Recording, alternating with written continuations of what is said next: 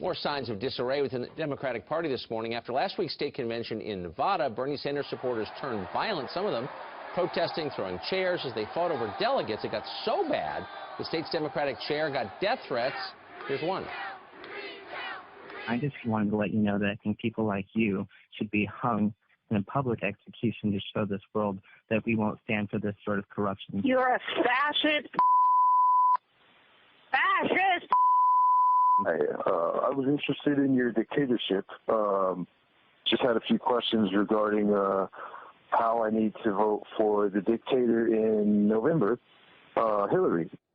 Hillary the dictator. Now, some Democratic Party leaders who are for Hillary are proposing new rules for future conventions, including rules that would prevent protesting.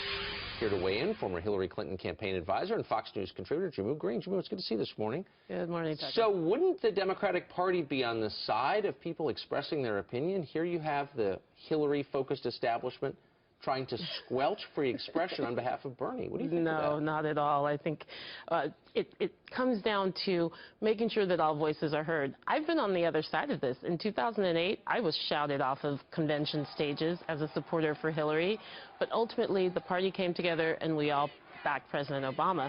These new rule changes are about making sure that everyone's voice is heard, that everyone has an understanding of what the rules are, what they are in place, and if there are going to be any changes, that they get a heads up.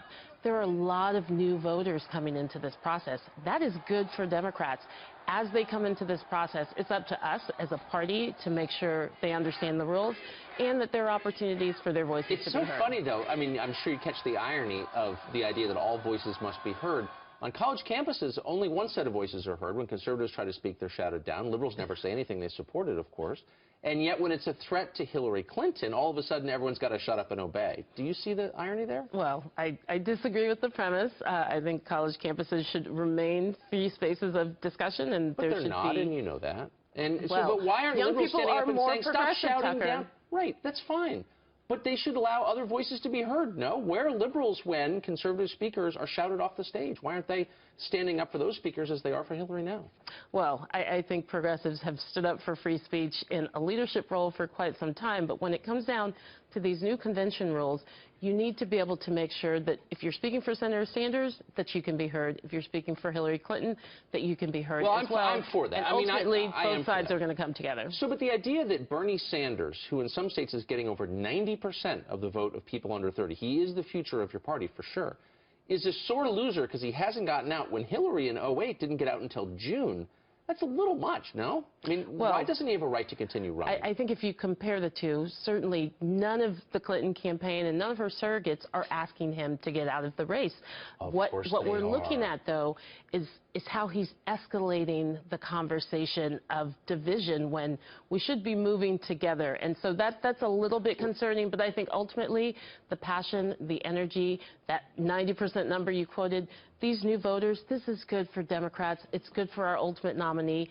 I certainly believe that nominee will be Hillary Clinton. It's good for Hillary that she can't put away a 74-year-old socialist from Vermont. Well, I mean, why I'm not going to comment on his age. No, but Look at the passion he's brought in, but it is on him. He does not want to come across as a sore loser. He could be starting to teeter on that edge when he looks like he's escalating these issues versus trying to be a uniter. But we have a lot of time for him to do that. Well, I agree with you, but it's very inconvenient when people have sincere beliefs, rather than just a sense that they're entitled to be president. I agree. Jamu Green, great to see you this morning. Thanks, Tucker.